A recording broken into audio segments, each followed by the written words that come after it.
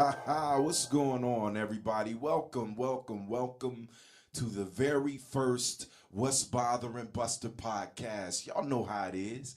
There's things out there that bother a brother from time to time, and I like to talk about it to get it out of my system. Well, those things that bother me may bother you too. So, as I'm working to resolve these things, I'm including you. I've been searching for many answers to questions that I believe impact me and my community. And as I research, I want to share some insightful thoughts and opinions that I've gathered along the way. So we're going to ride this thing together.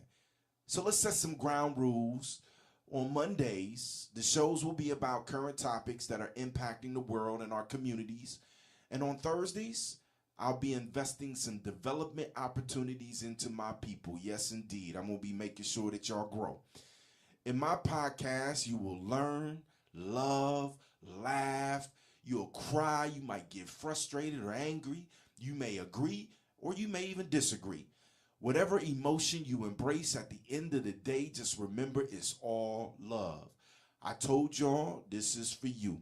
So if you agree, disagree, want to be heard, or just got something to say, I'm going to be adding some of your comments to the show. You can subscribe and add your comments to my Twitter page, YouTube. You'll be able to find me on SoundCloud, my Fearless Strategies Facebook page, or you can even email it to me at fearless.strategies.com. Listen, y'all, don't be shy. Really, don't be shy. I'm not going to get mad at whatever you have to say to me, all right? Oh, and if you don't subscribe, you won't be heard. That's just the rules. I'm telling you, you won't be heard. So I need y'all to subscribe and roll with me on this thing, all right?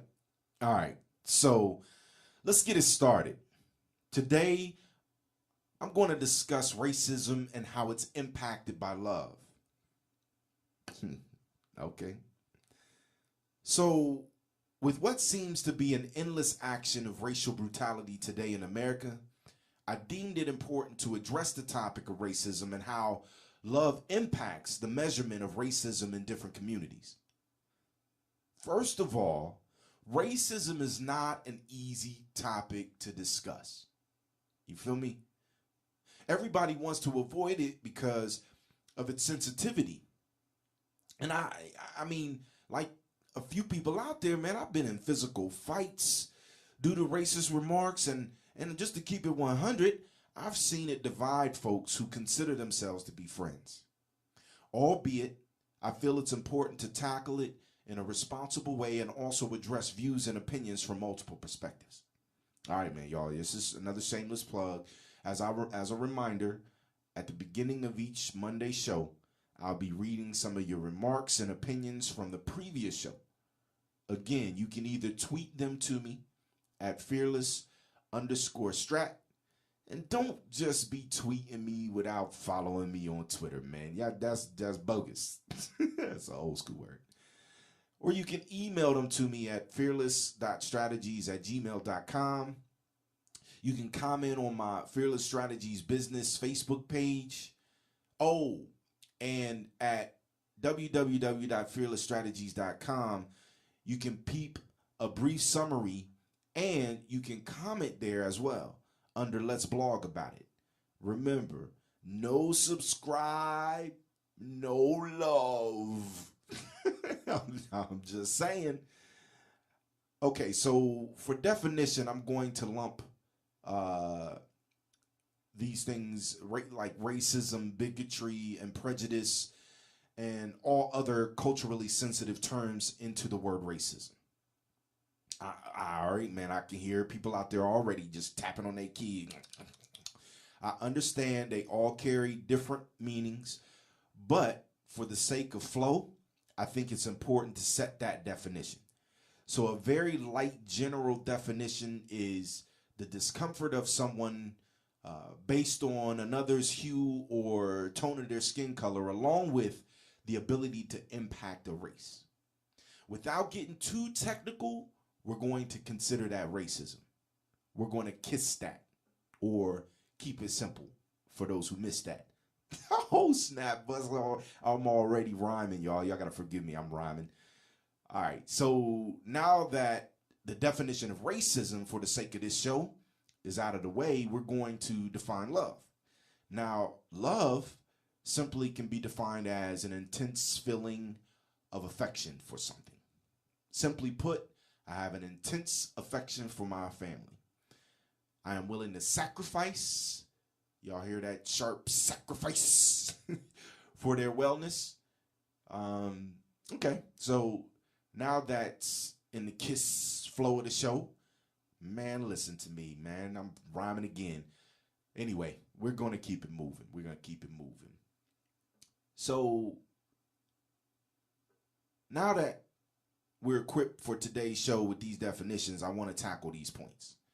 The anger of racism. I want to tackle the term white guilt, how the presence and absence of love plays a role in continued racism, how I view my current relationships with my Caucasian friends, and then my idea of what I would consider a resolution.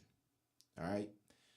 But before we get started, man, really getting deep into this, I just want to take a little quick pause for y'all just for 1 second, just to keep y'all out there with me. So stay with me, y'all, and I'll be right back.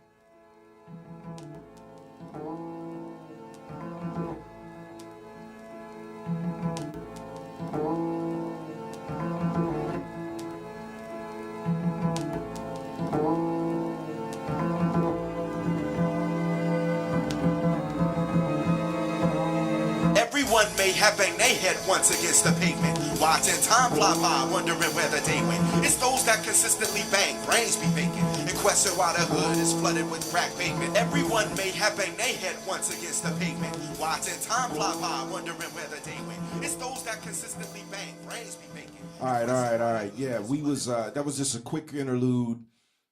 All right, so the anger of racism.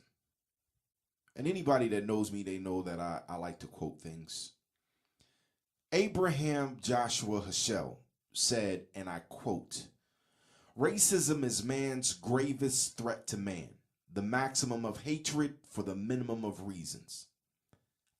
Facts. Hatred is one of the reasons why racism is so hard to discuss. Its sensitivity almost always leads to anger.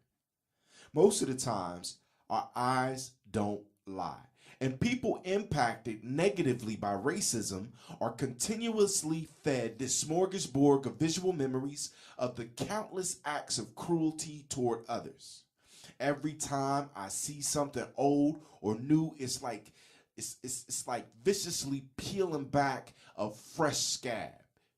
Seeing the pain over and over and over again doesn't desensitize me to the cruelty of racism. And when you look at the word nigger, yeah, it was a long pause. So when you look at the word nigger, it is all the pain compressed into a word that says, accept what has happened and is happening to you. It's a lot of power to give one word over a group of people. But that's how I associate it when I hear the word nigger spew from someone's mouth. The word itself is loaded with anger. I mean, it says stuff like hang, or how about a bullet? Get you some dog bite, or rape. How about I kill you in front of your family like you was as easy as throwing a rock just because I can? How about I lock you up or give you diseases, whip the skin off of your body and make you work while you bleed? Man, that's a very hard pill to swallow because it carries more pain than just the physical side of it. So yes, anger is there because it happened and continues to happen. New events and just the constant reminders obstruct the healing process. So when we have like small and large battles that are won by those that are directly impacted by the negatives of racism, those are small victories. So I'm gonna just dabble into a little bit of a story. So I went to Wittenberg University. It's a liberal arts school in Springfield, Ohio. People of color made up approximately 10 to 12% of the student body. However, we were about 30% of the football and basketball team. That's another topic, though. In any case, I was there when the OJ trials were going on. And you want to talk about divided? Bruh. The Caucasians hated OJ, and the people of African descent were looking for one of those small victories over the justice system that had harmed us in so many ways. Of course, you know how the OJ story goes, right? He was found not guilty. I must say, years later, they painted a picture that made him look guilty. But again, that's another story. In any case, bros were in the locker room. They was happy as hell. I'm just going to keep it 100 with y'all. They was happy about the verdict. And the Caucasian cats, they were all angry and bitter. I mean, these cats were in the locker room red. So we're in the locker room, right? And all of a sudden, man, cats is going back and forth. Like, OJ didn't do it. That's the bros. Yeah, he did. That's the Caucasian cats. They going back and forth, back and forth. And all of a sudden, man, a fight breaks out. Now, these are dudes that have been out on the football field. They've been sweating. They've been giving their all with each other. They've been lifting it up each other. They've been encouraging each other. All of these things, all of these positive things that they're doing with each other right now is all brawling out in this fight in the locker room. Now, I'm a senior at this time, so I'm kind of, I'm a leader of the team, and I'm not jumping into the fight, but I'm kind of sitting back and watching it. And I'm watching it because, I'm like, I'm siding with the bros because I'm like, man, listen, man, I don't feel comfortable with cats trying to take away this small victory. In the court system, man, we've been getting tormented for years. So when this situation happened, I was like, okay, cool. We got a little victory. And here I am sitting here and I'm seeing these cats kind of trying to steal that moment from us. So it was on and popping, man. I mean, cats is getting stuffed in the lockers and I'm like, whoa, and eventually I had to allow my senses to take over. I'm talking about the common sense. Knowing that we were going to have to play football with each other, I had to step in and break this up. So as I was stepping in and breaking it up, man, I'm like, man, this isn't good. It really isn't good. But what was happening was it was exposing what was going on in between us with this whole racial tension that was happening when this O.J. Simpson trial occurred. And I can honestly say that we had love for each other as a team. And y'all know how it is. Loved ones fight and then they make up. This stuff happens. What I do know is that if this had been people that weren't known or loved by these brothers, somebody would have died, y'all. For real. Because I probably would have joined the fight. And for those who know me, know how I get down. I'm just saying. But I didn't. I didn't. And I'm glad that I didn't. Because somebody needed to be the cooler head of all of that stuff that was going on. But remember, the problem with the OJ situation wasn't if he was truly guilty or innocent, but that we had a small victory in the justice system, and the Caucasian cats wouldn't let us have that victory without resistance. To us, that was a feeling of racism. And these explosions of anger have an effect on our communities and the healing process of racism. Man, it took us a little while for us to really mend that relationship. I mean, although cats were apologizing a little bit later, you can tell that it was a little bit different. And there was a little bit of discomfort between us. And eventually we worked it out, but there was always that little bit of a fragment of feeling like us and them. And that wasn't comfortable. And it's the stories like OJ that we see that are publicized, and documentaries that are produced about these stories, and we see this, and we see cases like that, like Emmett Till and Trayvon Martin and Oscar Grant from the Fruitville Station. And you see cats like Alton Sterling and Philando Castile, Michael Brown, Eric Gardner, Sandra Bland, Walter Scott. I mean, I could continue to go on and on and on about these things. But these are the things that we're seeing on a regular basis that either have happened or continue to happen, that have picked or are picking the scab of racism. So that is why you see a lot of the anger that exists from it. But it's not just people of African descent who are angry. It's also, our Caucasian friends who stand by us that are angry too. And that leads me into what we're going to talk about here in a moment, which is white guilt. So I'm going to get into that here in just a second. Y'all bear with me for just another little pause, so I grab a little bit of a drink of water to clear my throat. All right, y'all. And so I believe that education process must be a process of two steps: inspiration and information. So I seriously give information, but black people are people of rhythm and spirit, so I also give inspiration. It's the new league for freedom. If you're going to talk about a revolutionary situation, you have to have people who are physically able to wage revolution, who are physically able to organize and physically able to do all that is done.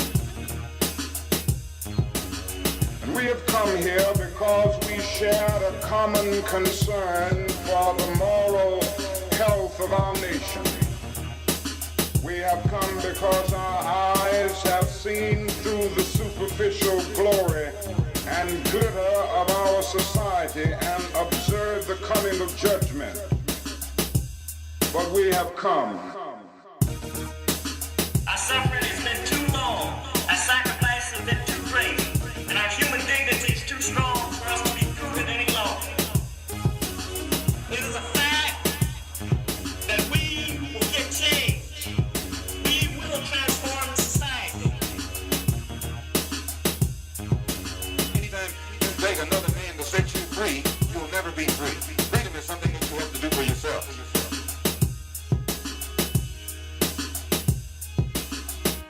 It's the new league for freedom. All right, y'all. We back. I appreciate y'all giving me that little bit of a break. I just wanted to sip on a little bit of a beverage there. And then also kind of introduce y'all to some of the other things and projects I got going on. But back to the term white guilt. Martin Luther King said, and I quote, "The Negro needs the white man to free him of his fears. The white man needs the Negro to free him from his guilt." As I mentioned to you before, the anger of racism doesn't just affect people of color. It also affects Caucasians as well. Listen, there are people with a moral fabric who just don't agree with the concept of racism. They just don't.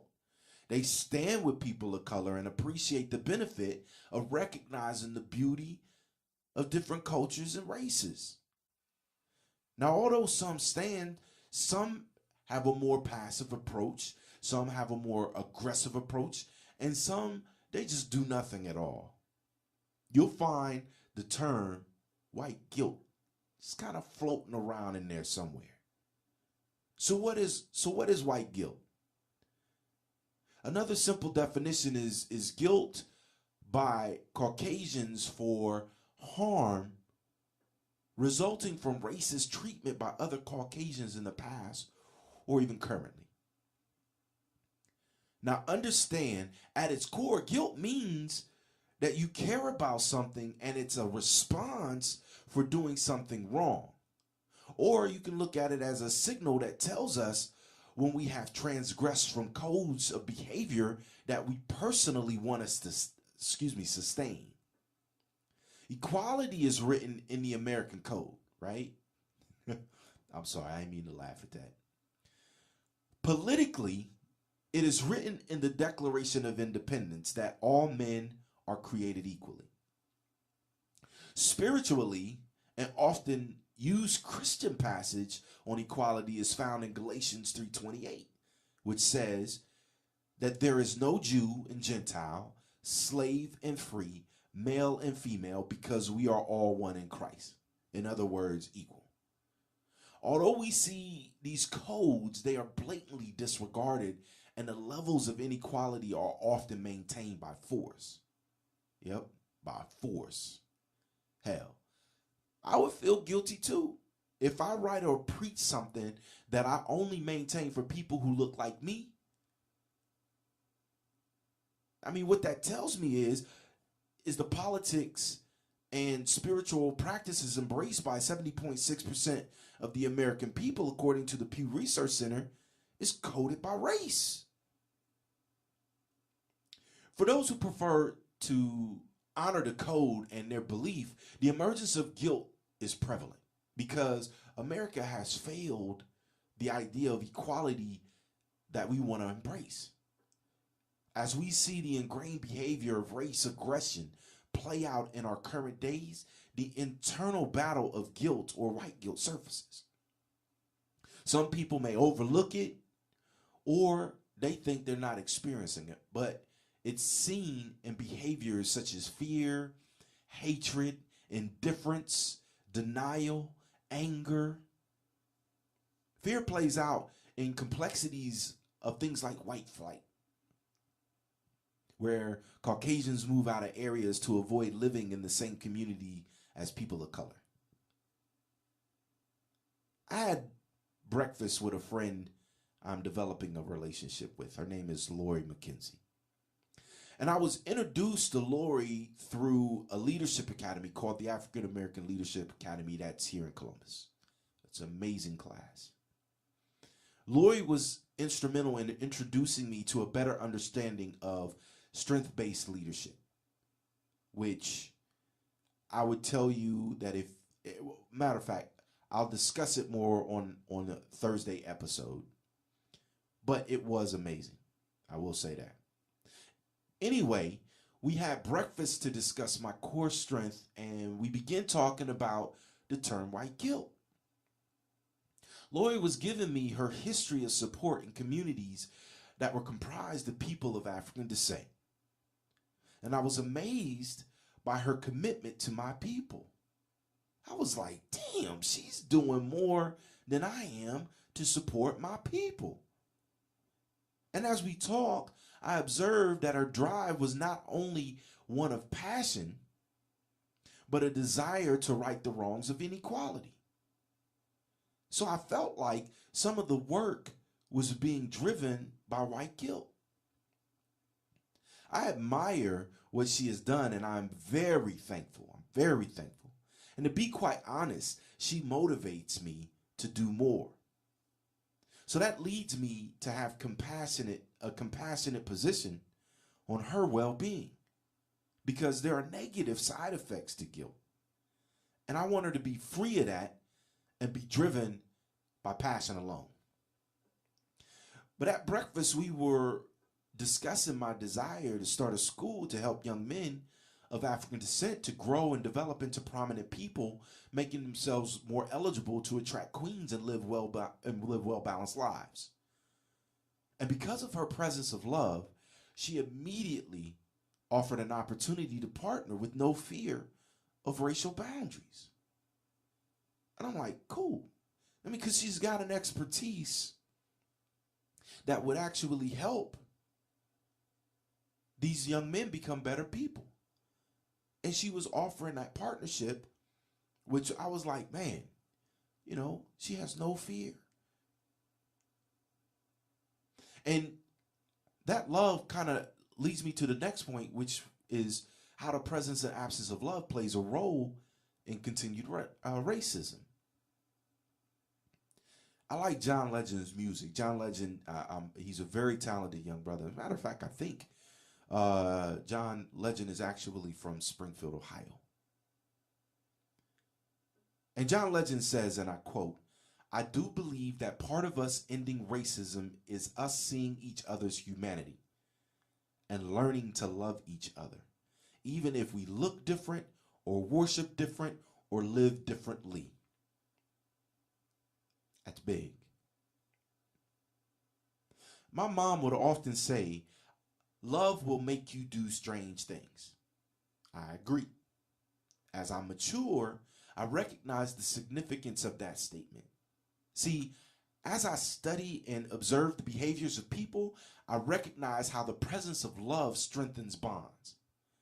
This leads me to argue the position that where you find the presence of authentic love, race doesn't even matter. The love bond itself will neutralize the ideology of race. And here's a painful example. One of my best friends growing up was a Caucasian cat. From the 5th grade into high school, we were fairly close, y'all. I mean, I wouldn't even say fairly. We were close. We did a lot of things together. His parents were great to me. They took me many of the places they took him, and I truly felt like I was a part of his family. When I left for college, I would come back and visit him, and we would catch up on things. On this one occasion, I had visited him, and he was telling me a story about a bruh of African descent who had taken his girlfriend. Y'all know where this going, right? I could tell he was pissed off as he told me the story. As his pain grew in the story, he said, "I wish I could kick that nigga's ass." Okay, I couldn't help it, y'all. I really couldn't. I reacted, and I jabbed him in the mouth. Now, truthfully, my love for him prevented me from literally kicking his teeth in. It really did. But in any case, almost as soon as I jabbed him, he was like, "No, not you. You're not a nigger." I know, right? You can loosely use that term, but it doesn't apply to me. But as I think back on that, I realized that his love for me erased his perception of color for me only. He didn't view me the way he was viewing the person who hurt him. However, his hurt and absence of love for the person he was using nigger towards was in direct relation to his absence of love and his ideology of race. He wanted to hurt the bruh like the bruh hurt him, and the quickest way to do that was to resort to using the word nigger. The strange part was I loved him enough not to kill him at that moment. Just keeping it real. I often think of how love grants us access. If you love people regardless of what they look like, you'll find it easy to grant different people access to you. If there are barriers, you'll move toward what makes you comfortable. This is one of the reasons why Sunday is the most segregated day in America. Although a person who looks like you may not have your best interest in mind, we tend to gravitate toward them based solely on the comfort of the commonalities of skin tone. I was guilty of that, y'all. However, now I'll bond with people like Lori McKenzie because I know she carries the presence of love for all people. And I know I threw a little bit of a joke on the word commonalities. But in all real talk, I appreciate having commonalities, but I also understand that I can respect the differences of people. Now, let's be fair. There is little to no trust in uncertainty because it's hard to bond with the unknown. So loving the unknown is a challenge because we don't know the intentions of the unknown. Love is a tough thing to grant, and behavior, past and present, predicates the willingness to share that bond. When I do grow fond of something and my love for it deepens, my willingness to sacrifice is greater. So I went to Brookhaven High School, right? The best school in the city of Columbus. I'm just saying, the Haven. Yeah. But anyway, I went to Brookhaven High School where I developed a variety of relationships, and I had all kinds of friends with different skin tones, but I was developing love bonds that glossed over my concern for race, color, or even culture for that matter.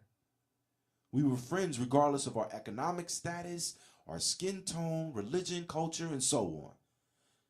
And as we grew older, those same friends entered their professions and we crossed paths. We still showed love for each other, and race didn't prevent us from continuing those bonds and supporting one another. A friend of mine named Debbie Bennett. She looked out for my oldest daughter in school. Appreciate that, Debbie. And that leads me to my next point, which is how I view my Caucasian friends today. I told y'all I like quotes, right? I know y'all gonna get tired of me saying that. But George Santayana said, and I quote, I really like this quote: "One's friends are that part of the human race with which one can be human." Ho, ho, ho. Just to be human with one another, right?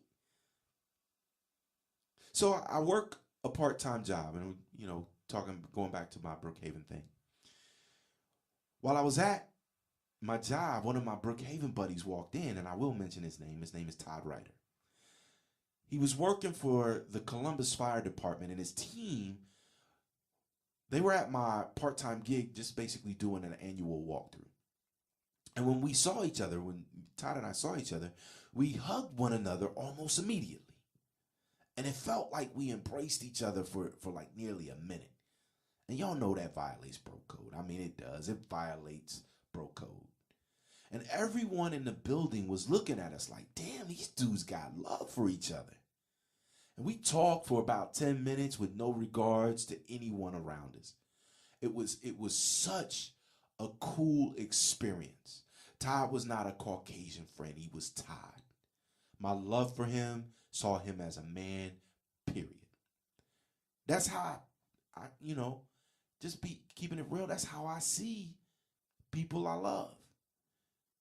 If you are my friend, I have love for you. Unless you have a boundary that doesn't allow you to return love to me, we're good. If you have boundaries, I realize that there may be a point that I can't be vulnerable, in your presence, that I can be vulnerable in your presence. Leaving myself vulnerable is a wellness threat. So I proceed with caution.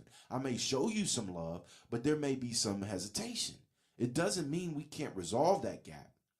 But man, we got to if we're going to grow closer. I'm going to get into how I look at this as a resolve. So I beckon your patience for one more moment as I wet my whistle. I'll be right back, y'all. Yes, indeed. This Thursday, I hope you choose to invest in yourself. Come and get some preparation is key. I'll be chopping up the benefits of being prepared. Listen, I asked former Columbus Mayor Michael Coleman a question. If you could give one piece of advice that is most valuable, what would it be? Hear his answer on Thursday, July 13th. Y'all, please show a brother some love. If you haven't already, buy a shirt.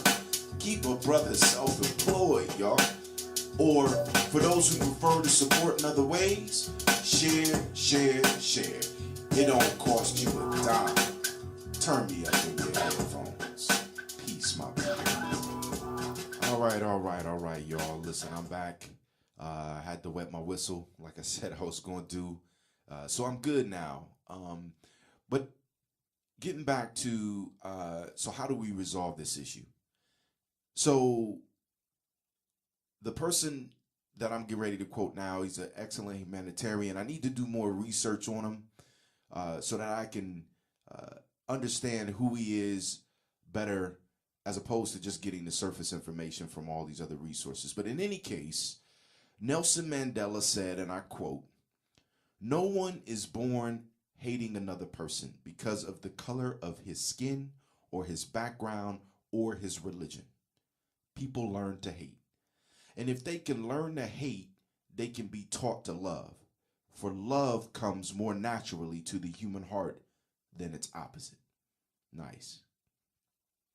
There isn't one cure to resolving racism, but we can start with bonding with people who are different from us.